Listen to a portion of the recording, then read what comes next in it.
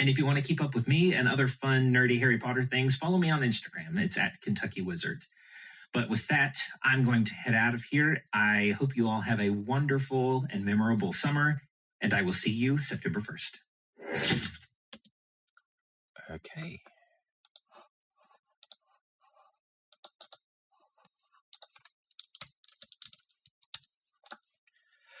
All right. There we go. 2 hours later. Hang on a second. What's this? What? No. What?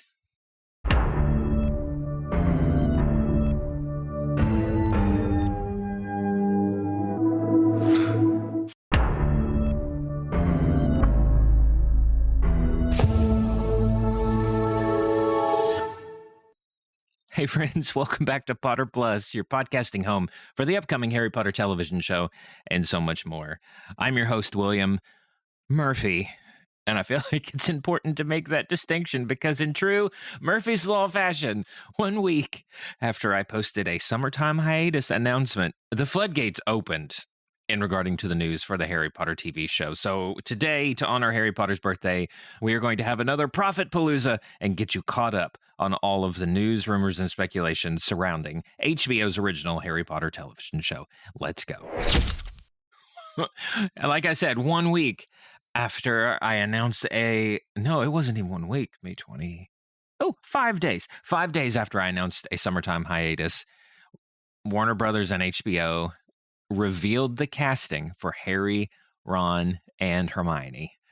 From HarryPotter.com, we officially have our main trio. We're delighted to confirm the casting of Dominic McLaughlin in the role of Harry Potter, Arabella Stanton as Hermione Granger, and Alistair Stout as Ron Weasley for the Harry Potter HBO original series. Francesca Gardner, the showrunner and executive producer, and Mark Mylod, the director of multiple episodes, as well as executive producer, spoke of the casting after seeing, quote, tens of thousands of children auditioning for the parts. Quote, after an extraordinary search led by the casting directors Lucy Bevan and Emily Brockman, we are delighted to announce that we have found Harry, Hermione, and Ron. The talent of these three unique actors is wonderful to behold, and we cannot wait for the world to witness their magic together on screen. These three young actors will join a plethora of TV and film stars and are beginning to make up a full cast for the series. They will join heavyweights previously announced John Lithgow as Professor Dumbledore, Janet McTeer as Professor McGonagall, Papa Isidio as Professor Snape, Nick Frost as Rubeus Hagrid, Paul Whitehouse as Argus Filch, and Luke Fallon as Quirinius Quirrell. I think these three are relatively newcomers to show business, but I was able to find Arabella Stanton's audition tape. Take a listen. You're looking for the post office, aren't you? How did you know that? You've circled the block a few times, so you're obviously lost. If I'm investigating a missing person, I start at the post office to see if they registered an emailing address. Except our post office collapsed about a month ago, and they haven't updated the online coordinates. I could show you if you ask nicely. And if that wasn't perfect enough, at the time of this casting, she was portraying Matilda in Matilda the Musical on the West End in London. When I grow up, I will be tall enough to reach the branches that I need to reach to climb the trees you get to climb when you're grown up. I'm sorry, a super intelligent, bookish magic user? Check, and check. The next little bit of casting news does not pertain necessarily to the series, other than it appears that one of my fan casting picks is going to be a little busy in the coming year.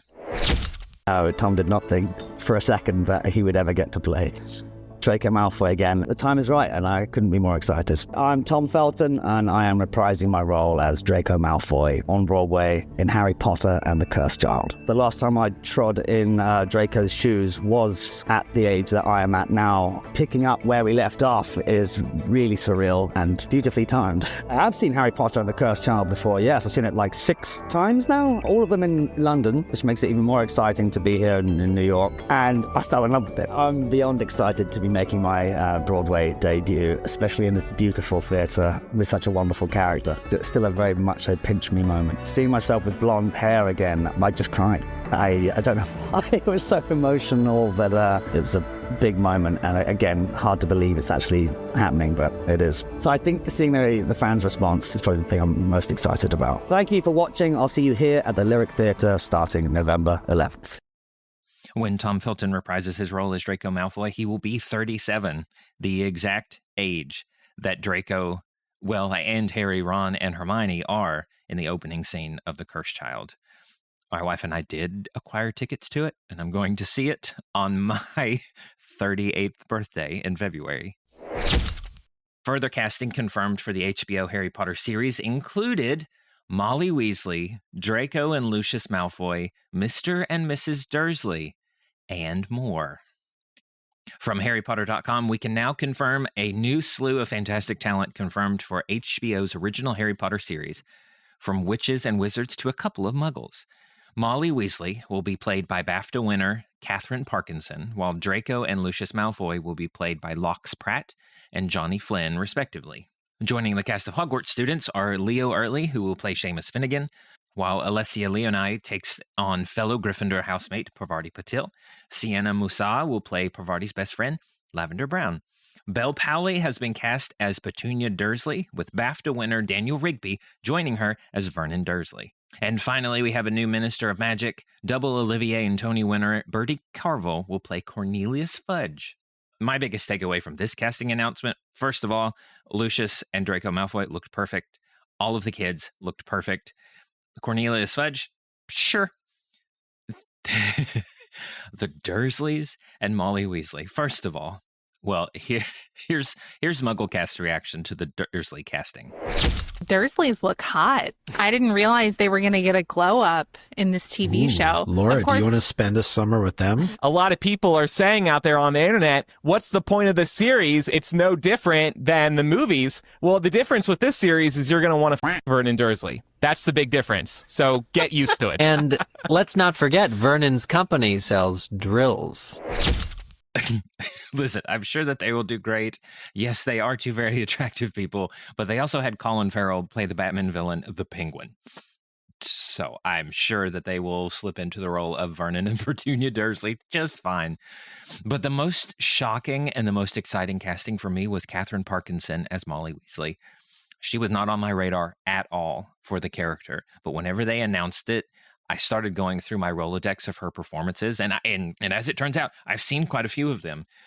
She played Jen Barber on the IT Crowd. Scusa, non capisco il tuo accento. I have always wanted to visit England. Siete la stessa signora io ho parlato al telefono? I'm looking forward to sampling some of your famous English food. Well, I'm sure that can be arranged. Bella arrangella. Noi dobbiamo un altro interpreter perché io capire niente questa signora. So, what do you want to talk about? Now you listen to me, Bernatelli. Me listen to Bernatelli. She was also on the BBC series Doc Martin, and I've seen her on a couple episodes of Taskmaster, the game show from the UK. She's an incredibly comedic actress, very slapsticky in a way, but she's also had a turn of some serious and emotional performances as well. And I'm over the moon for the Molly Weasley casting.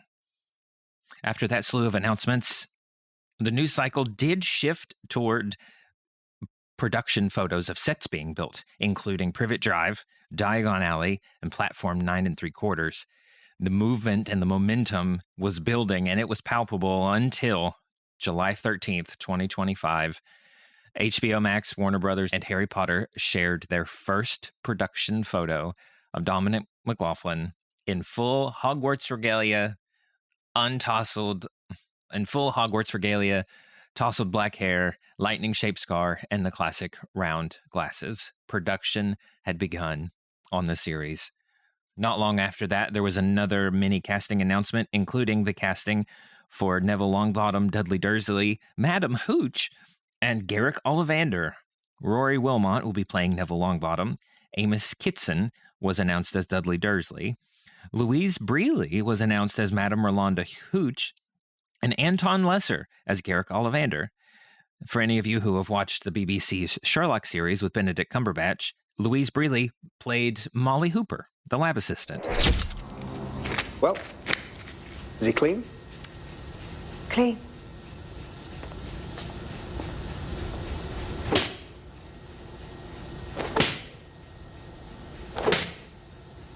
How dare you throw away the beautiful gifts you were born with? And how dare you betray the love of your friends? Say you're sorry. Sorry your engagement's over. I'm fairly grateful for the lack of a ring. Stop it. Just stop. Most recently, Anton Lesser had a turn as one of the commanding generals in the Empire for the Andor series. 3 theories, Mr. Young. Yes, sir. 3 possible explanations for why you have failed to keep pace with your neighboring sectors.